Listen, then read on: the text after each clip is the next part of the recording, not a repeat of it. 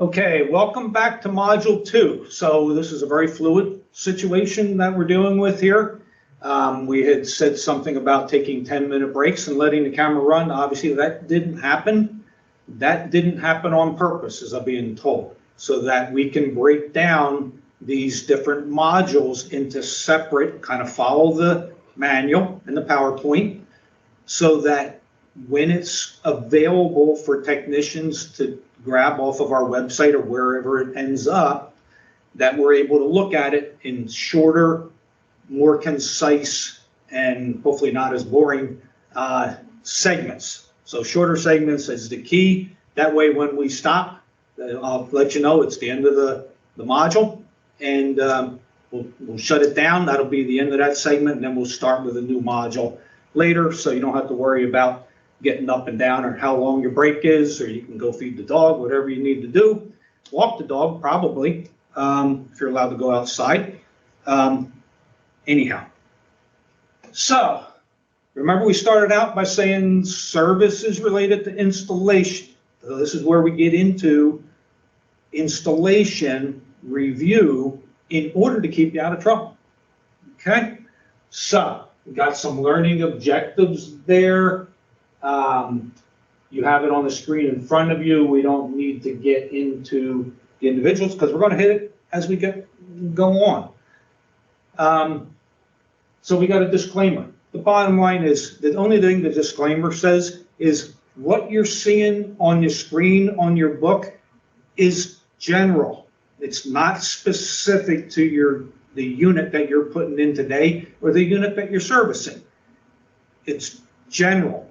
So when you're working on a piece of equipment, get your installation manual for that piece of equipment, get the service manual for that piece of equipment, follow those.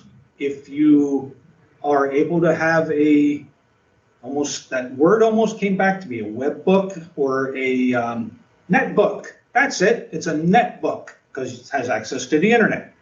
So if you update the link drive that you've downloaded onto your netbook or your regular laptop, if most of you are fortunate enough to have a laptop, it may not be what you throw in your service van, but at least you have access to one, or a computer. If you've downloaded link drive and update it, it will keep the latest information right there in front of you. Okay? So make sure we always follow the latest information that you're given, specific to your piece of equipment. Always adhere to your local and state codes. Most of us, or a lot of us, go by the International Building Code. That's what your inspectors are following. It's interesting, as I've taught classes over the years here, we've still got jurisdictions where we don't even pull permits. They don't have it. They don't have an inspector. And then we've got other jurisdictions where they're following the letter of the law when it comes to installing equipment. What I'm going to tell you is, quite frankly, Mitsubishi is really, really good quality equipment. You know that. That's why you're using it. And therefore, we want to do the installation that represents that product well. So please, do your installations the way they're supposed to be done. Don't take shortcuts. And we'll cover some of the things that we've seen some shortfalls on, that Mitsubishi's seen some shortfalls on, and they want to make sure that they're being done the correct way. And quite frankly, there's some of the things we're going to talk about may not be specific in the install manuals. And some install manuals may have it, some may not. But we're going to cover what you need to do, stay out of trouble. Okay? So we're going to maintain quality standards. If you got local codes, state codes, we're going to follow those. We're going to follow the best standards that we can come up with. Where one of the things that we run into is if your jurisdiction's following, let's say International Building Code, for example, there's a line in there that talks about if you've got an air handler, it must be switched. And some it gets down to the inspector's interpretation for their jurisdiction. Sometimes your inspector is going to say, well, that wall unit up there is an air handler because it's got a blower in it blowing air. So therefore, it must have a switch. Others don't get that detailed. If you need a switch for that unit, we'll get into the number of wires and all that. Mitsubishi has a switch for that if you need it. So, moving on. Some of the common install pitfalls that we see are incorrect wiring. If you're able to see on your screen there, we've got somebody installed a little, that one they wanted some sort of a service switch. They installed it on the little piece of housing there, but we also see a bunch of wire nuts. The wire nuts are a no-no, and we've got better switches than that on that particular picture. Refrigerant lines not insulated properly. If you can see that, and I think you can on your screen better than when I look at my screen up here. So that little gap of insulation missing, in reality, not a big deal, except look below it. That's a cold line. We're in a moist, where that surface of dew point, so therefore we have moisture accumulating on that line. You can see where it's dripping on the ground. What if that line is in a hot attic and you've got a gap and you've got that much moisture dripping on your insulation? It's going to work its way down through, and the next thing you know, you've got a spot on the ceiling. Engineering looks at gaps in insulation as accumulating. Where we've got that moisture accumulating is taking away the efficiency and the capacity of the refrigerant to cool the space. I know that sounds far-fetched to most people, but as engineers, and I'm not an engineer, I have a brother that is, but anyhow, got sidetracked. I told you I would. Anyhow, when you're changing state of refrigerant where it's not supposed to, it's taking away from capacity of where it's supposed to. And all those little gaps will add up, and next thing you know, you've got, 3 feet, 4 feet of uninsulated tubing, which could affect the capacity on high demand. Anyhow, keep moving on. So make sure we're insulating our lines properly. Leaks. There's a good shot.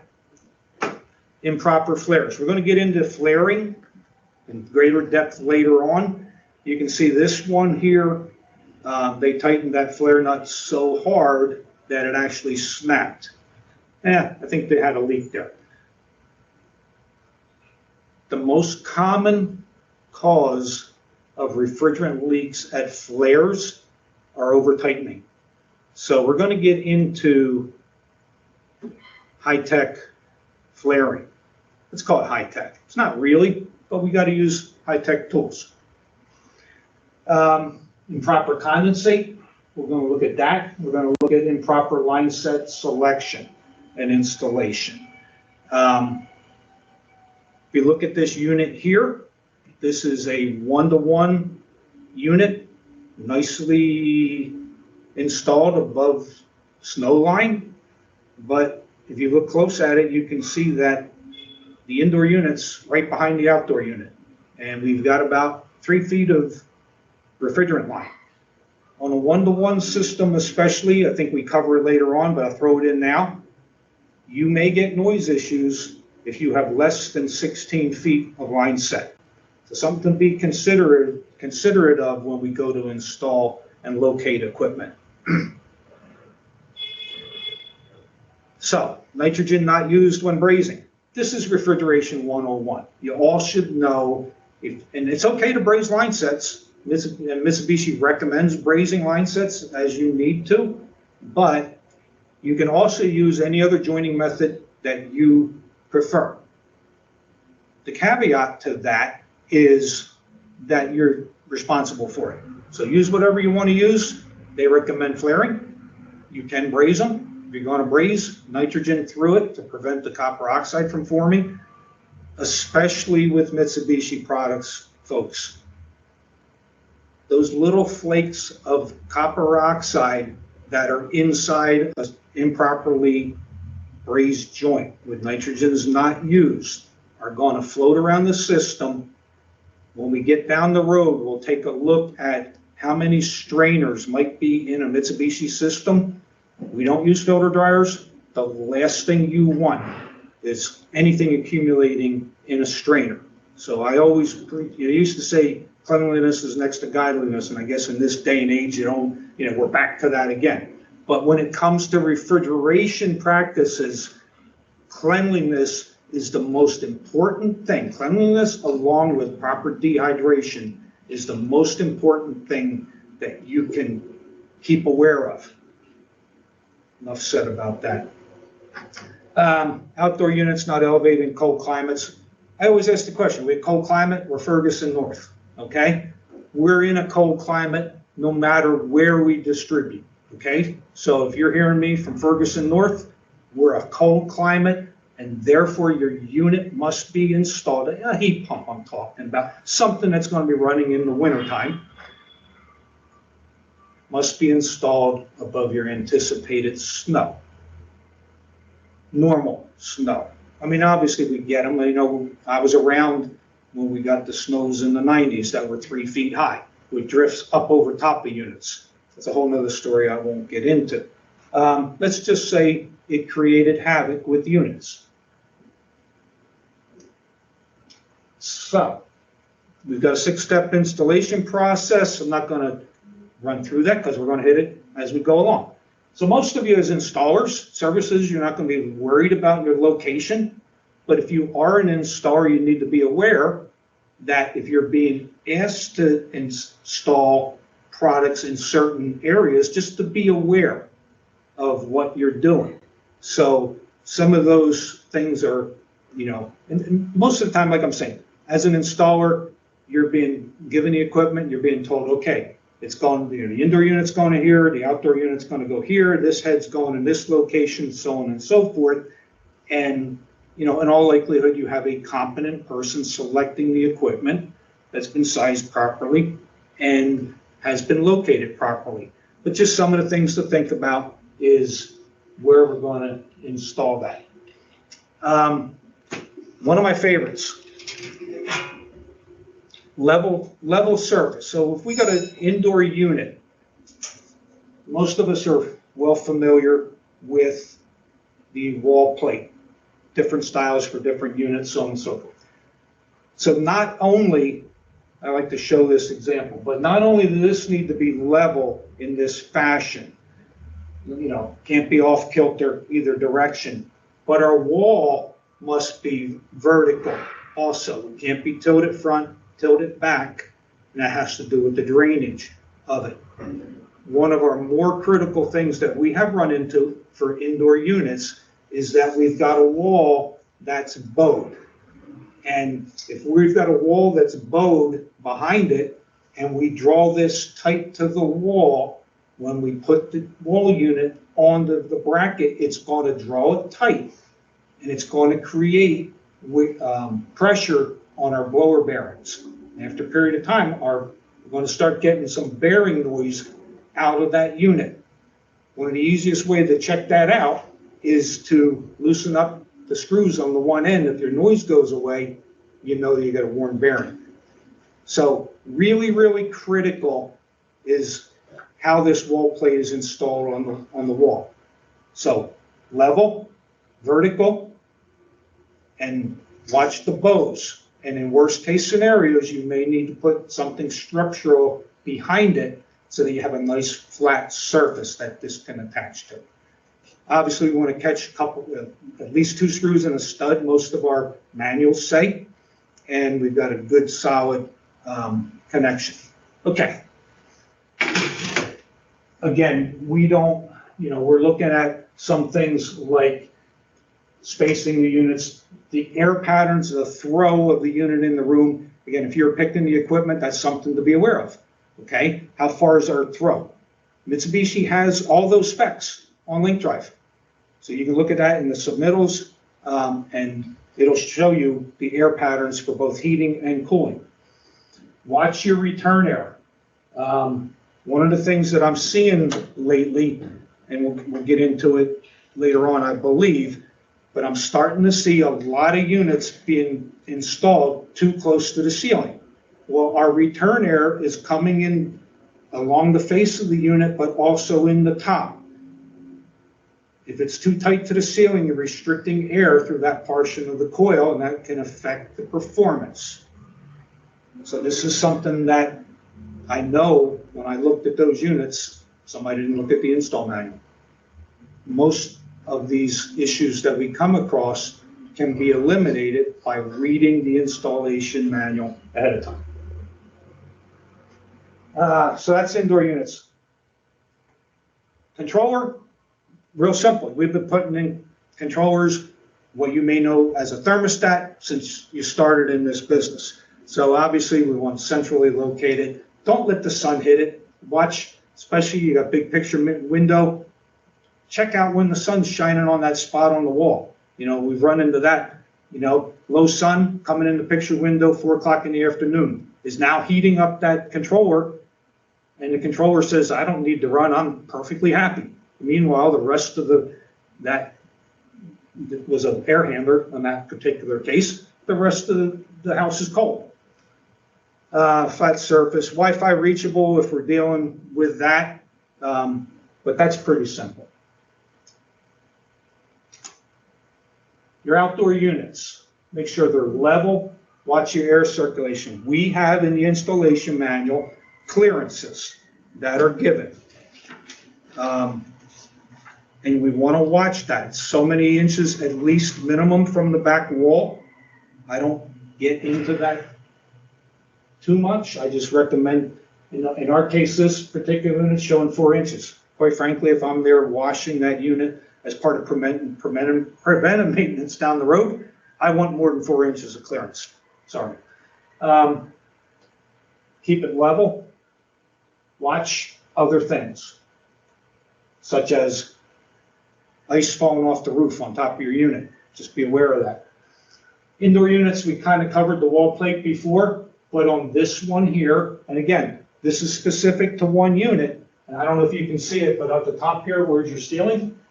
3 3/8 minimum to the plate, which is about the same as what it is to the unit.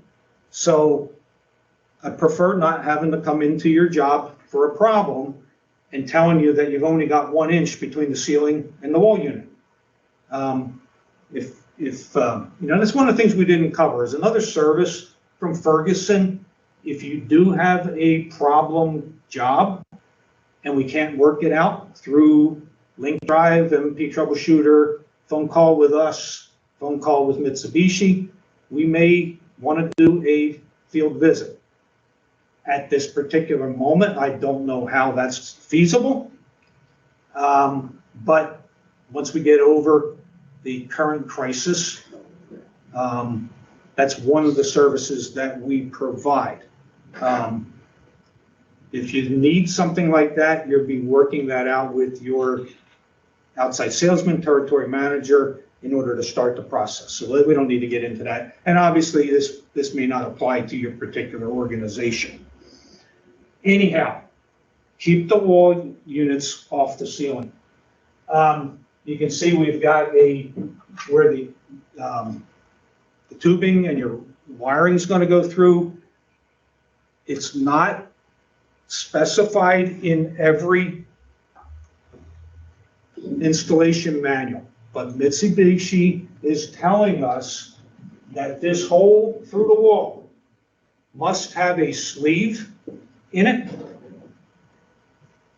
After you run your line set and your wiring and your drain through that wall, it must be insulated, and then you seal it on both ends. Use a good thumb gum. I don't usually recommend silicone. That's kind of hard to, I'll tell you what's really hard to get out is spray foam. So we don't recommend that. I've seen it done, but hopefully you never have to take that unit out. So,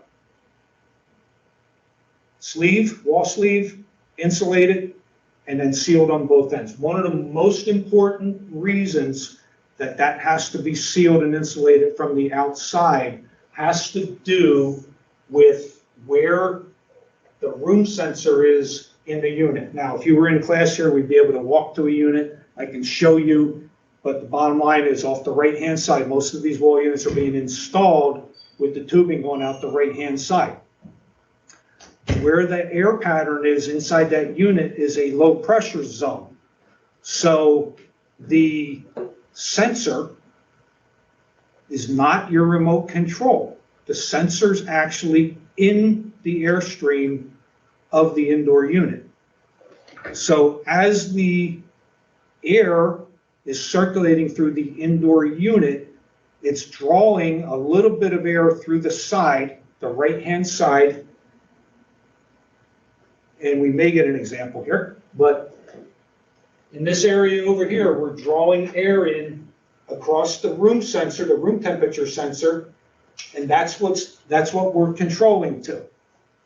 That's why the indoor units, here we go. I have a baby. So on this particular unit, we have got, I don't know, can we see that? These 3 little slots. Can we see that? Is that good enough? That is our low pressure zone, and the indoor air sensor is right behind it. So you can see here's our line set when we curve it out and run it through the hole.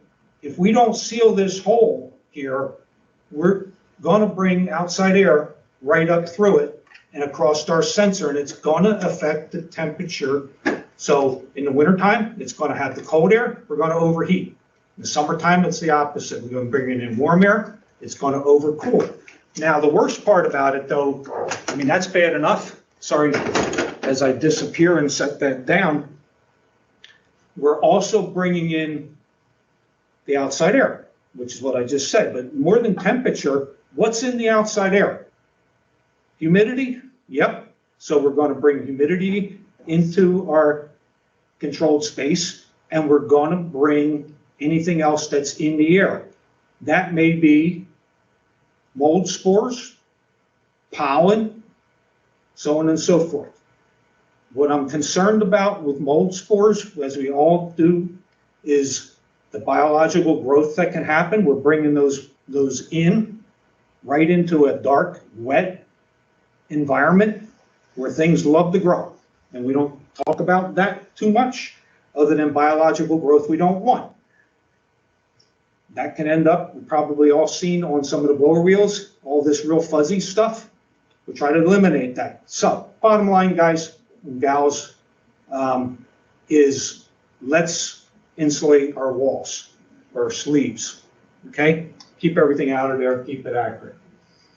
Okay, I think I harped on that one enough. Indoor units, this is a ceiling concealed short duct air handler. I emphasize short duct. We don't have time to talk too much about that. However, it's got hangers on it. The hangers has to be positioned, as you can see, flanges down. I saw that in a test question somewhere long ago. Anyhow, the access to the internals of this unit are through the bottom. There's plates on the bottom to open up to access your blower, to clean the coil, so on and so forth. I've seen too many of these sitting in a drain pan on the bottoms. I guess they didn't read the install manual. So how are you going to get to the internals of that when it's sitting in the drain pan unless you disconnect it from your ductwork and raise the whole thing up so that you have access? Okay, so important thing to remember about those mini short ducted air handlers. Some of the tidbits. Okay, indoor wall unit, it's being mounted, on a different plate, but very similar to a wall unit. This one's just mounted closer to the floor. Again, anything through the wall, we're going to have a sleeve. The sleeve's going to be pitched downward, and we're going to insulate it and seal it. Don't see these too often, but we've got a ceiling suspended indoor unit. It My understanding is these work really good if you need a real long throw down a long skinny room, such as maybe a kitchen, not maybe in a residence, but in a more commercial environment, churches, so on and so forth. You're going to mount that as close to the ceiling as you can. These have gravity drains, whereas that mini ducted air handler has a power, can be either gravity or it has a pump built into it. We'll talk more about that later on. One of the nice things about this, if need be, is it has the ability to bring in outside air if you have an application for that. We're going to talk more about that when we get into the next unit, which is our ceiling cassette. So in a P-series on these ceiling cassettes, we have the ability for, I'm reverting back to my old days, where we can actually come off the side of the units with a branch duct. So let's say we have a room that we're controlling, and maybe we have a little closet that we're in and out of all the time that you want a little bit of conditioning in. It would be uncontrolled, but you could run a branch duct off the side of that unit into that closet or whatever that room may be, and it will run air in there anytime the main system runs.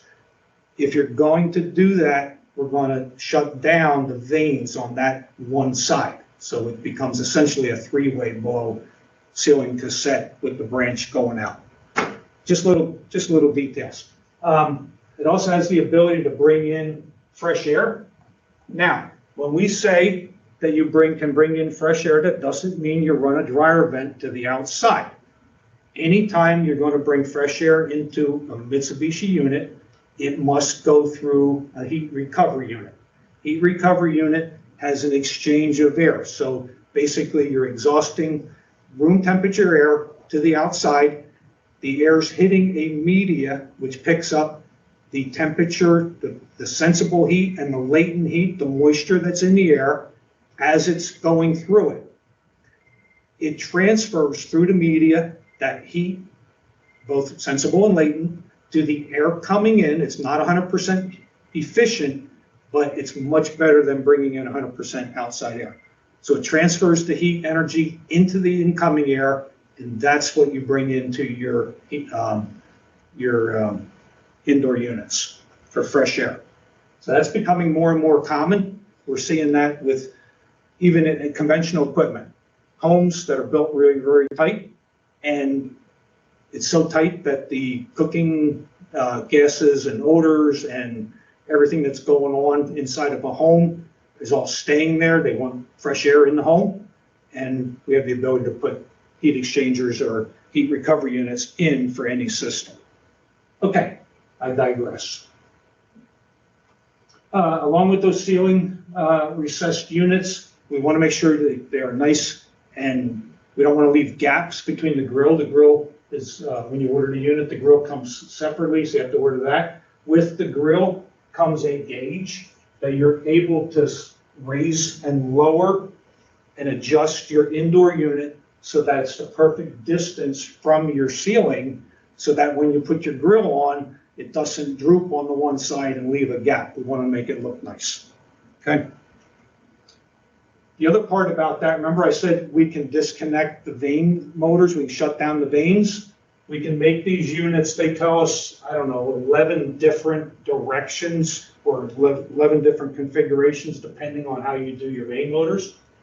But if you're going to shut down one of your vanes, it's very simple. Here's your vane motor, and you're just going to take the control wire out of it, the power control wire. Now, if you do that, we want you to tape off that plug that you took out.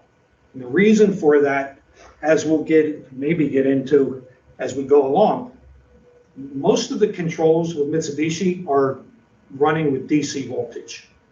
DC voltage, couple things. It loves to go to ground, and it loves to jump between itself. So if you think about it, if you've got a little plug and it's hanging there in the airstream and it's picking up lint over the years, at some point you may get enough buildup on there and it's moist enough that the DC voltage may want to jump from one side to the other, and that's going to mess up the rest of your controlling.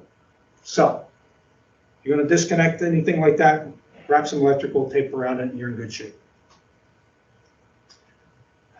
Here's our multi-position air handler. The drawings in the PowerPoint, in your manuals, some of them are wrong here. So I always point that out. This configuration here in the vertical, where the motor is on the right-hand side, this is how it's shipped from the factory. If you make it a downflow, it's just a matter of turning the camera. Well, it's more involved than that, but your motor's now going to be over on the left side. That's an accurate picture. So both of these pictures are accurate. When we do a horizontal left, yes, it will look like that at first. Mitsubishi's requiring, when you use one of our multi-position air handlers in a horizontal configuration, the motor must be on the bottom. They want the motor supporting the wheel, the blower wheel, from the bottom. They don't want the wheel hanging from the motor on the top. Once you look at the shaft size and things like that on that motor, you'll understand that more clearly. So it's just a matter of removing the sensor. There's a return air sensor there, pulling a couple screws, pulling the blower out, rotating 190 degrees, slip it back in, put your sensor back on, and you're back in business. But horizontal, you're going to want the motor on the bottom, so both of these pictures are actually wrong. The motor that you can barely see on our screen has to be on the bottom supporting that. Obviously, you're going to put a horizontal unit in, or anytime you put a unit in where, again, just like any air conditioner, it's going to create moisture. We got condensate. That's a lot of air conditioning, right? Has to do with removing humidity. So we got condensate leaving that piece of equipment. You must be careful about what's under that unit. If you've got a unit, any unit that has something that can be damaged below it, we must be prepared for that. So always put in an auxiliary drain pan. And they're telling us they want an auxiliary drain pan under any horizontal unit. I'm telling you, anywhere where condensate leakage can create a problem, can create damage, is a good thing. So I always tell this story. I've been around a while. Again, I haven't seen it all, but I've seen a lot. I heard about the most irate customer early in my career when I was in the oil business. And this poor lady went and woke up her son one morning, and when he got out of bed, the bed sheets were white where he was laying, and everything else was black. So back in the old days, maybe still, things called puffbacks, where an oil burner could soot up the whole house. And from what I was told, this lady was livid that this happened. And you can imagine, here's your kid, breathing all that black soot, like we did cleaning oil burners for the last 40 years. But anyhow, it's not meant for kids. So I digress. I had only heard about her. I met the most irate lady customer, happened to be female also, who had an attic air handler whose drain failed, which overflowed and it wasn't protected, which soaked the ceiling and the blown-in insulation, by the way, which then let loose and dropped that wet drywall and insulation on her son, who happened to be, thankfully, in the upper bunk. But you can imagine the mess and the consternation of someone who thinks that their child could have been seriously injured. Thankfully, it was not. Met her. Thankfully, it was not a job our company had ever been on. I was working for a company at that time, and that was our first call out there, thankfully. But it has conditioned me to do everything possible to prevent that. So when I would do horizontal installations in an attic or anywhere damage could be done, I made sure I had protection. So a lot of air handlers have the ability to have multiple outlets. I would put a secondary switch in that multiple outlet. So if the drain blocked up, the water level would come up and shut off that switch. If it overflowed in the drain pan, I would normally run that line out of the house, like out over the eaves, so that the customer would say, I got water dripping out of my eaves, front of my door. Oh yeah, Jim told me if you ever see that, that means 3 safeties failed, you better get them out here quick. And that's what I would normally put in. So when the drain traps came out that had switches in them, I just added that as another safety.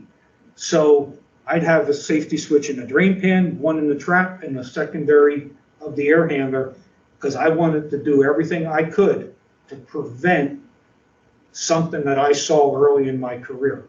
So just food for thought. Has nothing to do with Mitsubishi other than use drain pans. Okay, enough of that. Branch box.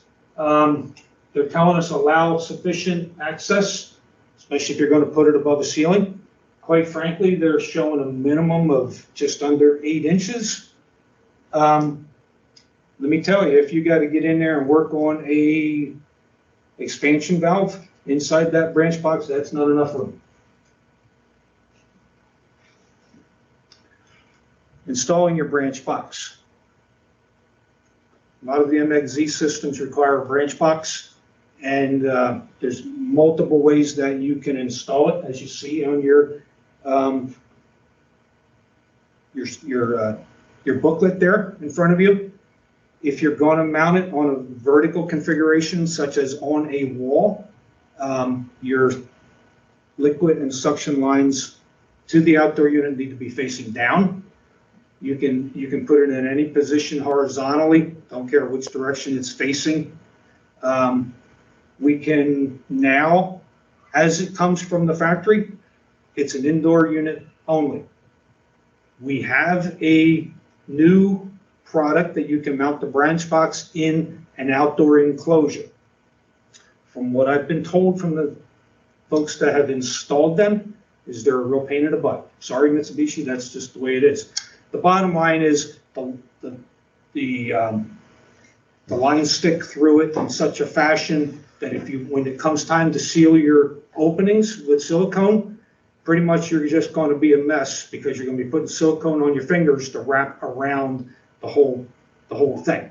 So there's really, and that's what I'm being told. So I've had other companies that have actually taken the branch box and located them in large outdoor electrical enclosures, and then they could drill their access points anywhere they wanted. And then when you've got this much room between the branch box and the wall, you can run your line in, do your connections, and then at your leisure, seal up around the outside. That's what they will do, and that's what they recommend. But we have outdoor enclosures available as needed. Put another computer board outside, but we got to do what we got to do. Okay, moving on. Outdoor units always got to be installed above the average snow line outside. Anchor your units so that the unit won't go anywhere. We'll show some bad examples later on. We don't want them blowing over. Actually, it's coming up. So here's some of the things that have been found. You can see it in your book a lot better than what I can show you. On the top left, you can see a unit. It's a heat pump, okay? And it's gone through defrost. But what is really hard to tell, but the unit's up off the ground. You can tell by the icicles coming off of it. But there's a pad that the unit is directly mounted on.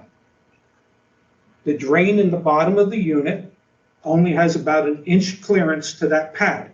So when the unit has gone into defrost, the frost has melted off the coil, became water, run to the drain holes, and as it was going through there, formed an icicle. It completely blocked the drainage holes. Now the water starts filling up the inside of the unit in the base and overflowing. If your water level is that high, your coil is now in ice.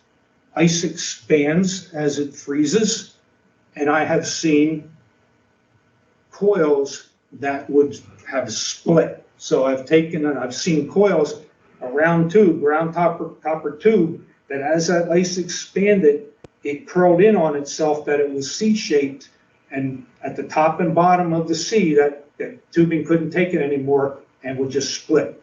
And then obviously we got a leak, and then we have no heat, and then we got unhappy customers.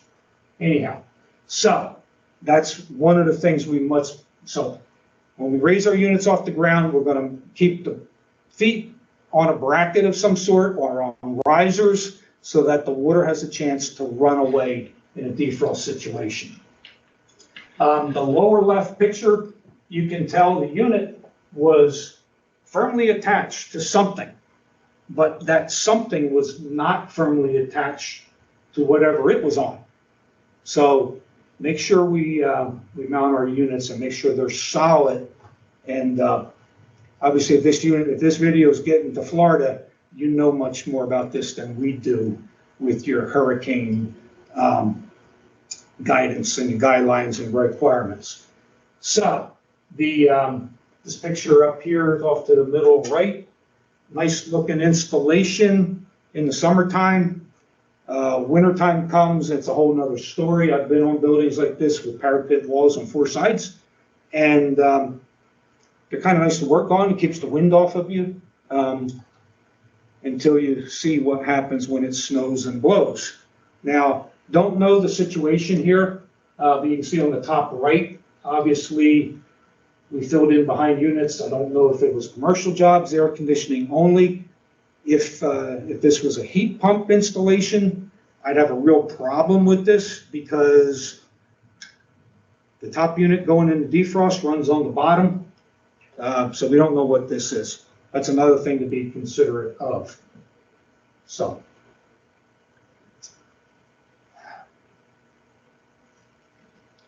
Now let's talk about nitty-gritty when we get installing these units.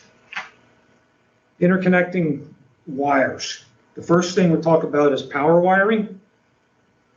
And we've got L1, L2. We're going to bring our power wire in for L1, L2 with the ground to our terminal block. Make sure we ground every unit.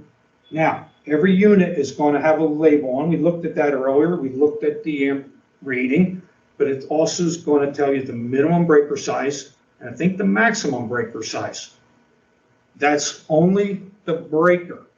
The wire that you run from the breaker to the unit is going to be on you. So you decide, or have your electrician decide, what size is required to be protected and carry the load. Obviously, long runs require heavier wire than a short run. So there is no firm and fast, oh, if it's this size breaker, I'm using this size wire. And it may be accurate to a point, but let the professionals, or be the professional that decides what size that wire is.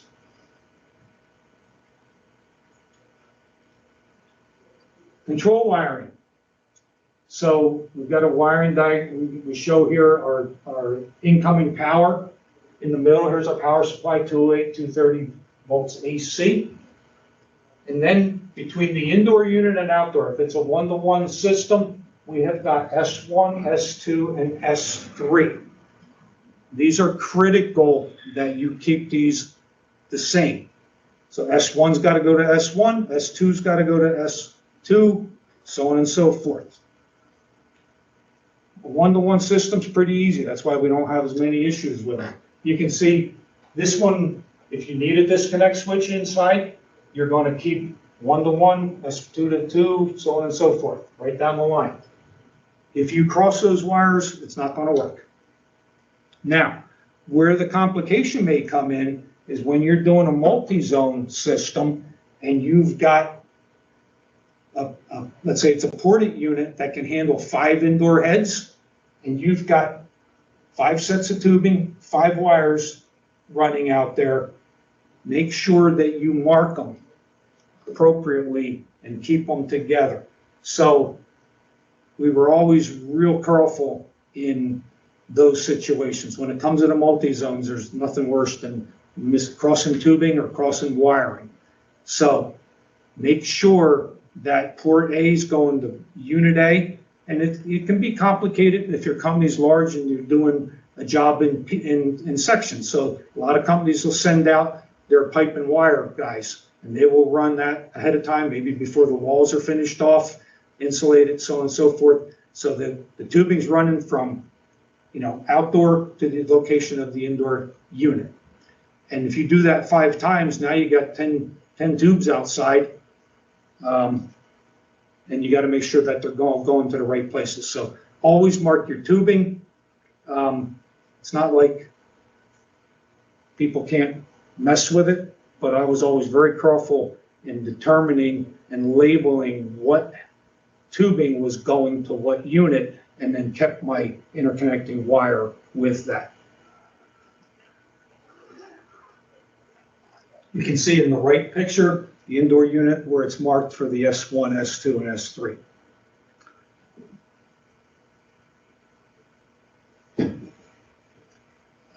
We're not going to get too much into the wire sizes because, again, these are general slides. You must go by the unit that you're installing for the proper size wiring. There's been some changes lately. That's why we're able to kind of skim through these very quickly. Now, we've probably, most of us have heard, if not, when you have a piece of equipment and it's rated for a certain voltage, you have the ability to go plus or minus 10% on your voltages. So Mitsubishi just specifies that. I think it's a really good example. We are rated 208 volts to 230 volts. So very simply, if we take 208, take 10% off of that, we're down at 187 volts. That's our minimum voltage that we can have coming to our unit. If we take 230, add 10% to it, it's 253 volts. That's the maximum. I will tell you, Mitsubishi is very, very sensitive, sensitive to anything close to that high voltage. If you're going over 253, you're going to damage something in that piece of equipment. So really, really watch those voltages. That's one of the things you're going to record on your installation sheets. So now we get into, we've got a branch box system here. I always start out with the left one. So we've got to power up our branch box. On a ported unit, all of our LEVs, our linear expansion valves, or what we would know as electronic expansion valves, they're in the outdoor unit, and we'll have up to 5 ports there, 5 line sets running from that. But we have systems that are branch box systems. On a branch box systems, we're actually running a true liquid and suction line to the branch box from the outdoor unit. The branch box has all the expansion valves in it. Branch box needs to be powered. We can power the branch box with our 208-230, either from the outdoor unit. We've got a B1 and B2 available for you to run that in between. But I've seen many jobs where the outdoor unit's on one end of the house, branch box is on the other end of the home, maybe in the basement, and we're feeding our line sets from there. And maybe in that room where the branch box is a breaker panel. Well, we don't need to run a long wire to the outdoor unit. We can wire up our branch box directly to a separate breaker in that panel, so we don't have to get it from our outdoor unit. Enough said about that. Where you guys need to circle the next thing, which is what we call our M1, M2 wire between the branch box and the outdoor unit. That can only be one type of wire. That is a 16 gauge 2 wire that is stranded with a shield around it. Okay, so we must run 16-2 stranded shielded cable from the M1, M2 in the outdoor unit to the branch box. Doesn't matter where the line voltage is coming from, control must be that. it cannot be broken. In other words, there can't be any wire connectors on that M1, M2. So I've had that call already where the dealer has called me and said, I ran out of wire, I'm 3 feet short. Can I add on 3 feet to my M1, M2? No, you can't. It has to do with the nature of the communication. And that's all this wire is. It's packets of data running back and forth that COM bus, what we would call COM bus. In controls, if you have a controls background, you'll completely understand this. It's very, very common. If you're coming into this new, it's a different concept to grasp, but that's okay. We just explain it as that's your communication. We'll get into why it's maybe so critical that must be one piece of wire and it must be 16 too. The most important part to think about there is the communication on those two wires is happening. There's a shield around that. It's aluminum. It's sort of like your TV cable. You're all familiar with that. And that's protecting any interference from getting into those inner wires and affecting the communication, disrupting communication. So sometimes I've often got the question, can I run 16.3, 16.4? No, you can't. And then the retort is always, well, I bought it from you. Yeah, well, just because we sell it doesn't mean you can use it in this application. So 16.2, stranded shielded only. If you think about it, what happens is that extra wire or wires that's exposed is an antenna, and it's picking up signals, and that's now in underneath the shield, which then can affect and disrupt communication. So that's critical. So highlight that, circle it, exclamation points, whatever you may need to do to remember that when we get into that. When we're dealing with MXZ systems, we're showing the example. You can pretty much forget about this. This is for systems that may have multiple outdoor units that you want to interconnect and use a centralized controller. And we almost never see that. In fact, I've never got a call on that. The more important one is our M1, M2 running to the indoor unit. We'll get into more of that later. I'm not happy with this slide because it shows the shield connected inside, and that we don't do. So when we get into our interconnection and what we call the MNet cable, or M1, M2, that wire, we want to keep it away from any power source wiring. Yeah, you can run it, wire tie it to the conduit that your line voltage is in. That's fine. Just don't wrap it around in circles, okay? When you're inside the unit, try to keep it away from any of the high wire voltages. Obviously, don't connect it to line voltages. We talked about earlier, outdoor unit must be directly connected to the branch box, no splices. And now, here's a key. The S terminal is your shield terminal, and that at the outdoor unit must be grounded. Now, when you get our MXZ systems, in the bag of instructions and supplies that come with the unit is a little wire that has a Stacon, female Stacon 1/4-inch connector on one end, and it's got a fork connector on the other. You're going to put that on the flag connector right above the S, and you're going to run that to the ground screw. Why don't they do it at the factory? I always get that question. This unit is very, very closely related to a City Multi-PUMY, P-U-M-Y. You don't need to know that. But when it comes out of the factory, it could be one or the other depending on the boards that are inside. So economy of scale is that manufacturing does everything the same way. Well, they don't know when it starts out if it's going to be a PUMY unit or an MXZ. So therefore, they put the jumper wire in the MXZ bags, and it's your responsibility to put that in there before you throw the bag away. If you throw it away, you can always make up one. It's just a jumper with those two connectors we talked about. So you're gonna put that again on the flag terminal and then ground it.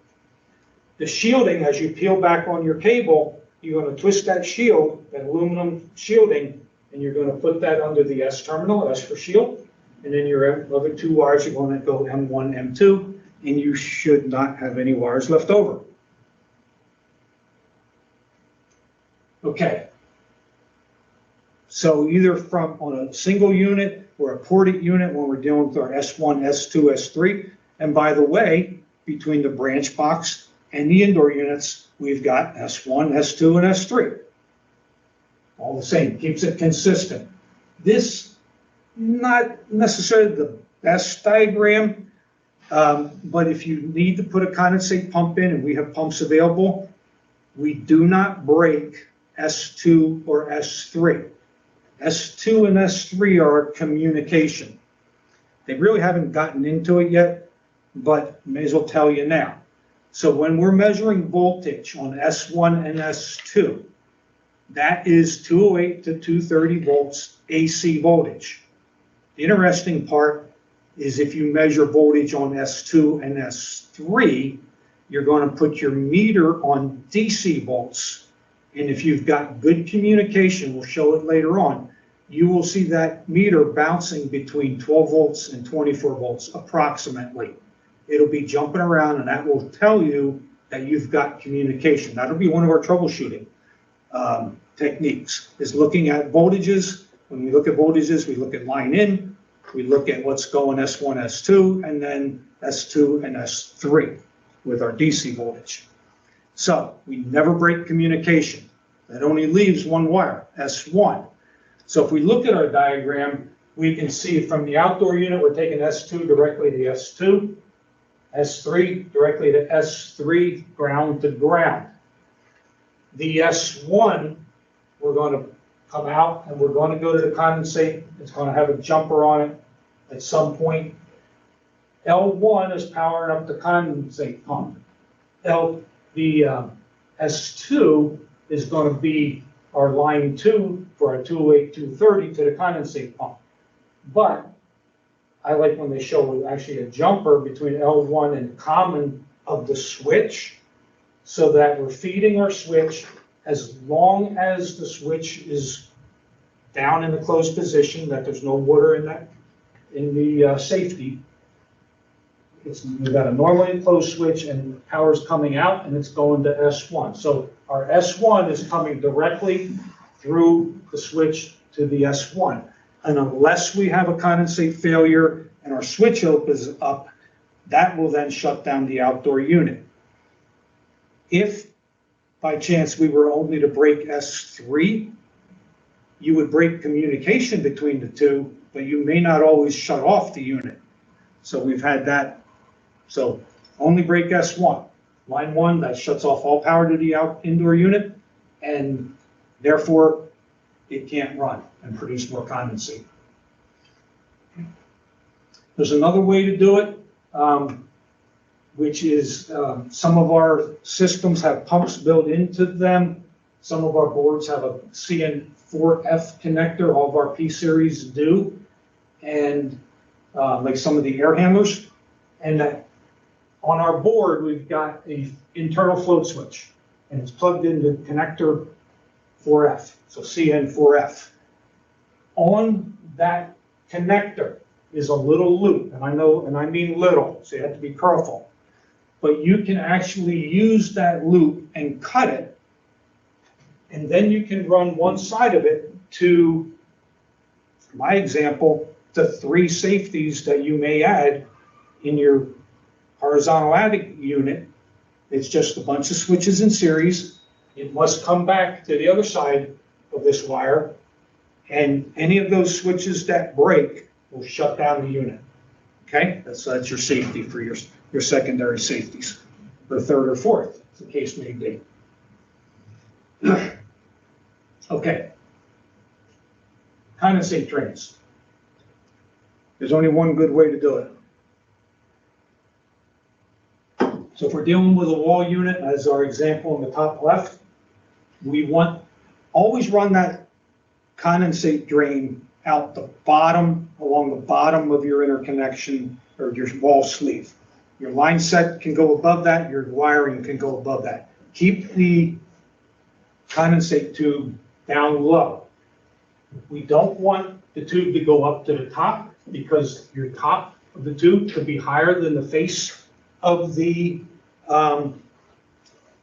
drain pan. And if it is, it's going to run out the front of the unit instead of out the back of the unit where it belongs. If you've got traps in your drain line, multiple traps in most plumbing situations will not allow water to drain, and it's going to build up and run out the front of the unit. It's going to overflow your drain pan. If your tubing comes into water, that's going to create the inability for that water to always drain. And that goes in any situation. And conventional equipments, and I'm being told something, shout it out, it's fine. You eat lunch? No, I've got a sandwich, thanks. So they're taking care of us here. So again, thanks for bearing with us. This is all new to everybody. And, let us know how we do it. If it's kind, we don't mind criticism, but just be kind. And anyhow, so in all plumbing situations, for example, conventional equipment, if you run condensate drain into a condensate pump, don't run it to the bottom. It's supposed to be terminated above the level of the water inside that condensate pump. Same thing goes with our drains. That's any drain. It's a plumbing, it's just the way plumbing works. It doesn't work. So when you're running it and terminating it, they want 1 inch and 31/32 air gap. Why that specific? There is no specific.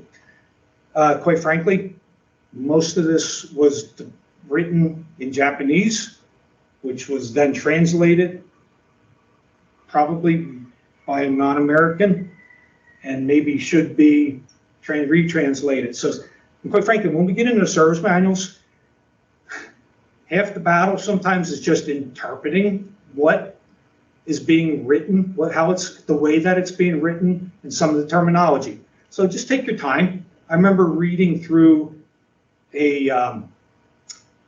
they get into a step-by-step procedure for everything. Removing a compressor, removing a reversing valve, or changing out a reversing valve. And I was reading through that procedure one time, and it got to step, 43, I guess it was, and it says remove, I don't even remember the term. And I go, what is that? I've never even heard that term. I actually went to the parts manual and went down through till I found that term. It turned out it was nothing more than the corner bracket that supported the panel, but that whatever the term was nothing like bracket. So just, read through carefully and, and just realize that you may run across something, but there's always a way to figure it out. Anyhow. Oh, so where I was going with that, again, easily distracted. So this was written with, another language. The rest of the world is metric as opposed to us. So therefore, at some point, there was a millimeter dimension here, which just got automatically translated to that number. That's all. When we're doing like the ceiling units and whatnot, if you got multiples in the road, they want, obviously we've got to have pitch, and but we do want to watch, because there are pumps that we want to keep this drop as large as possible, because we don't want this hitting restriction and backing up into this unit. So it's a fine line there of how your layout.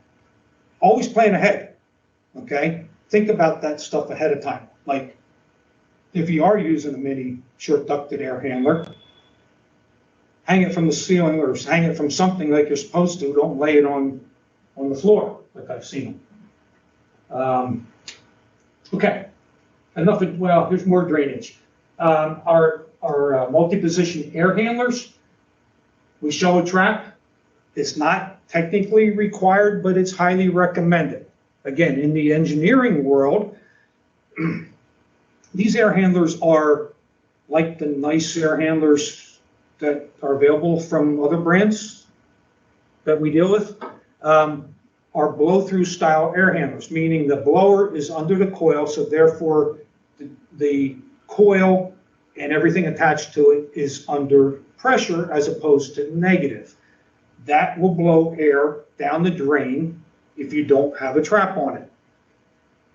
So therefore, the whole purpose of a trap is to prevent sewer gas from coming up and entering the unit if the blower's in a negative environment. So that's why we don't technically need traps.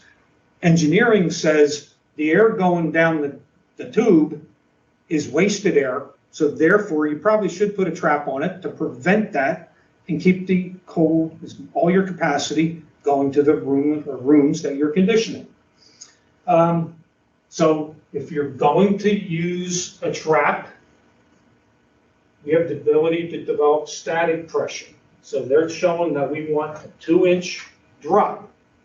The standard safety traps are 1 inch, okay? So if your static pressure is higher than 1 inch, which may not be easy to get to with all the air handlers, especially the minis, you never get there. But we don't want higher static. The trick is keep our static pressure. That's a total deviation from anything Mitsubishi wanted you to get out of this, okay? But all I'm saying is, if you've got higher static pressure in your air handler, then the height of your water column here, because static pressure is water pressure, water column. If you got higher static pressure in your blower, then what you got room in your trap, you're going to blow your trap clear every time. Okay, that we don't want. So something to think about. Okay, on pump-up systems, there's a mini air handler again. We've got a pump in it that's constantly running.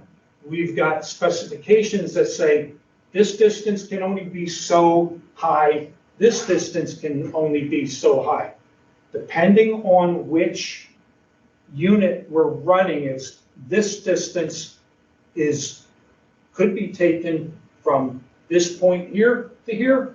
It could be taken from the unit to there or from the ceiling to there. I always ask the question when we're live, why is this critical, this dimension? And I always get as the first answer that the pump that's in here can't pump it any higher than here. That's not the right answer. So if you think about it, we've got a pump, and all it's required to do is take the water that's in the bottom of the unit, pump it up and out to this point here. At that point, gravity takes over and takes the water away. So even though the unit may have the capability to go higher, it's not necessarily clearing the pump and the drain pan. Now, where that comes important is you may hook this up and have way out of bound dimensions and get away with it as long as it's running. So you think about it, you install it in the spring, you show up in the fall, you're still in air conditioning mode, and it's been running since you left. What's the first thing we do when we go to check out a unit? We shut off the power. Well, if you shut off the power, now all the water that's in this dimension and this dimension are running into this unit and possibly overflowing the drain pan. So be careful with those dimensions, please. Hopefully you put a safety pan underneath of it with some safety switches. I kind of harp on that. Okay, interconnecting refrigerators now. Obviously, we should all know that our refrigerant lines are insulated on both tubing. The whole purpose of that is, especially from ported units and from your branch box to your heads. What we call the liquid line. We got large line, small line. The small line in Mitsubishi's terminology is the liquid line. In an engineering sense, if my metering device is in the outdoor unit or in the branch box, that's not all true solid liquid on my liquid line, but it's still called that, okay, because we're metering in the branch box or in our ported unit. The vapor line is a vapor line, okay, that's just the way it is. So, but that we still use the terminology, but because we're metering either in the outdoor unit or at the branch box, we now have refrigerant that's starting to boil off in that liquid line. It's absorbing heat. so it must be insulated, and we insulate it well. We don't put the two together and then put insulation around both of them. They have to be insulated independently. Mitsubishi recommends Diamondback line sets. Probably get in trouble, but of course they do. My understanding is they own them. They are also very particular on the line set lengths. So one of the sayings that's very popular is that we measure our line sets to the inch because we charge to the ounce. So if I want to keep track of my line sets, especially after the fact, now when you're doing your installations and you run your line set and you know you've got X amount of feet of line set, let's say 50 foot. You run your line set, you measure what's left over from the liquid line, and maybe it's 46 foot 3 inches. That's what I'm writing down as my liquid line length. And I always record that right away by what's left over. Now, if you forget to write it in the indoor cover, which is a good spot, and in the install manual or in your startup sheets, I found it very easy to use a line set that had the markings on it so that I could look at one end, go to the other end, and subtract, do the math, and then I knew how long that line set was. But I do recommend measuring the line set to the inch. That's Mitsubishi's recommendation. Enough said about that.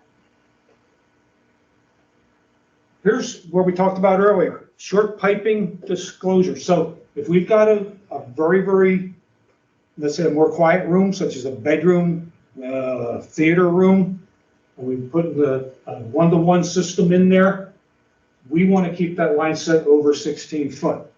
So I had a job like this. Now we're being told that the multi-zones are able to go shorter than that, and there is no specific minimum for multi-zones. I was out on a job where they felt, because of a noise issue, that a longer line set would be helpful. So they added 15 foot of line set, and they coiled it vertically behind the unit. And all they did was install a bunch of oil traps, okay? So thankfully had the area service manager along for that field visit. He took one look at it and said, because I don't care if you coil it horizontally, no vertical coiling, okay? So if you do need to use up extra refrigerant, make sure it's coiled horizontally. Learned that probably the first company I ever worked for. We don't create oil traps. That comes right out of the install manual. How are we doing on time? I feel like it's almost time to, I'm not sure where we are here. Yeah, get through that. Now we got refrigerant piping. Let's get through, let's go a few more slides and then we'll do a shutdown. Okay? So, let's talk about capacity very quickly. Performance will drop off the longer your line set is. If you think about it, you're metering here and your line set is going who knows how far. We do have maximums. One of the common numbers is 82 feet. The rating for the unit is with a 25 foot line set, okay? Once you go further than that, you'll start seeing performance drop off. And that's where I sort of alluded to that we've got some, there's some things we need to know with MXZ systems especially, and it all has to do with performance and capacities, quite frankly. And we've got a way to determine it ahead of time that must be used.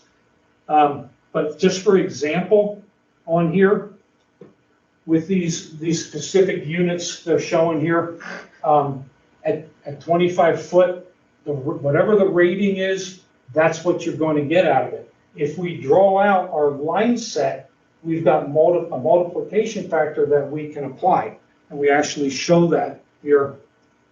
So if we're looking at, let's say, the MUZGL 18, it's got a rating of 18,000 BTUs, okay? That's at 25 feet. If we run that unit with a 65-foot line set, we multiply that by the 0.878, and that's going to make that 18,000 unit a 15,800 unit, okay? Something to watch. So 18,000, it's not always 18,000s, and more likely than not, it's not 18,000. And that's why we've got to be really careful with our MXZ systems. That's one of the reasons. So we'll look at that maybe a little bit later, talk about that more in depth. It is a way that a lot of people have, this is an area where a lot of people have gotten in trouble. Again, we don't want you to be in trouble. We want you to be successful. We want you happy, and we want happy customers with Mitsubishi equipment.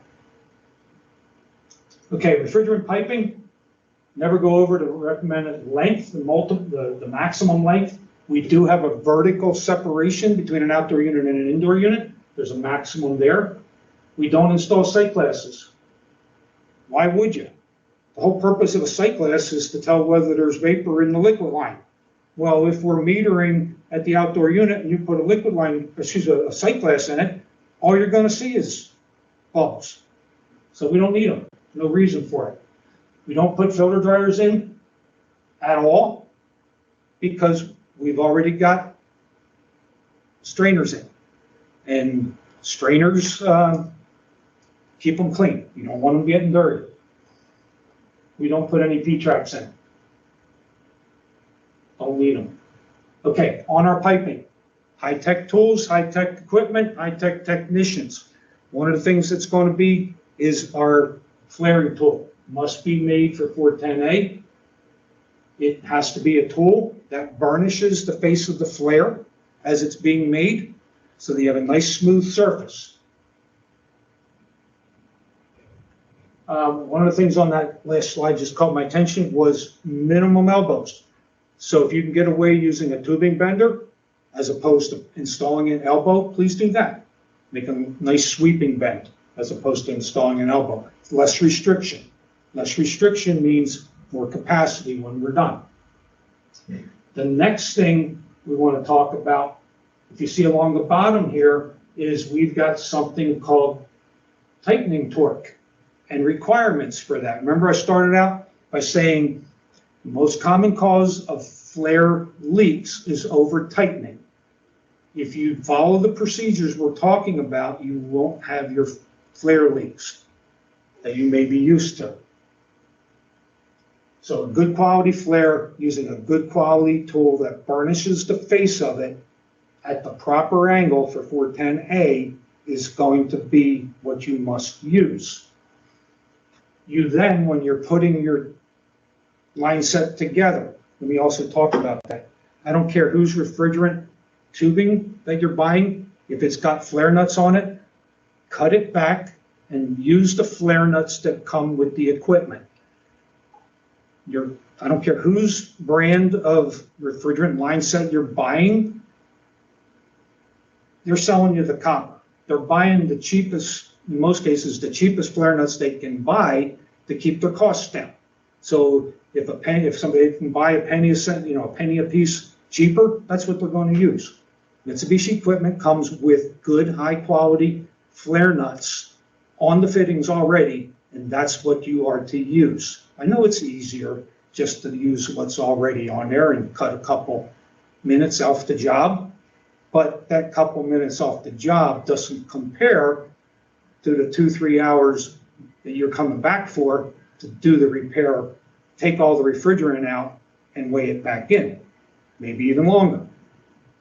Which, if you haven't heard already, if you lose refrigerant on a Mitsubishi system, we don't know how much you lost. Because it's critical to the ounce, you're always going to be told if you don't know the charge that's in it, you're going to recover the charge, do a pressure check, your evacuation process, dehydration, which is three evacuations, and then weigh in the exact amount of refrigerant. Sorry, that's the way it is. So, we talked about high quality, high-tech flaring tools. Now we're dealing with high-tech torque wrenches. These are all requirements.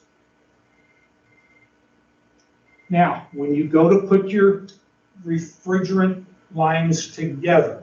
Your flare for 410A is going to be 45-degree angle. There's some other specifications there as far as the radius and all. That's why we use the tool.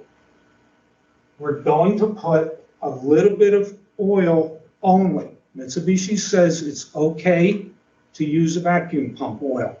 That doesn't mean we take the flare and shove it in the bottom, okay? It means a minimal amount of film. I mean, just a film of oil that we can put on the face of the fitting. We can put it on the face of the flare. In no way do we want enough oil there that's running into the tubing. And especially, my favorite is a little film of oil on the backside of the flare. That way, as the flare nut is spinning on the backside of the flare, it's lubricated, and as it's being tightened, it doesn't grab the whole tubing and twist it. If you twist the tubing here on the face of the flare, it will do what's called gulling of the surface of the flare, and it's going to create a void. A void is a leak. So we want to make sure that we use a little bit of lubrication. Oil only. There are people selling products and doing a very good job of it, of things that they claim won't affect the system that you can put on fittings and not affect the operation of a unit. That may be somewhat true on a conventional system. It's absolutely false on a Mitsubishi. Because of the nature of the fine passes inside our equipment, nothing goes into a Mitsubishi system except refrigerant. Nothing else is acceptable. So any product that you think you may want to use on a flare joint or something like that is not acceptable and could, quite honestly, affect your warranty. We don't want that. We want you to be happy. We want happy customers, happy homeowners. Okay, flaring tool, flare nut, torque wrench, so on and so forth. I think we covered that. If you got a braze, use nitrogen. We talked about this before. Refrigerant 101. No soft solder. Got to be able to stand up to 410A. I'm going to stop there because I think that's a good breaking point. So that'll be the end of Module 2. And we'll see you in Module 3.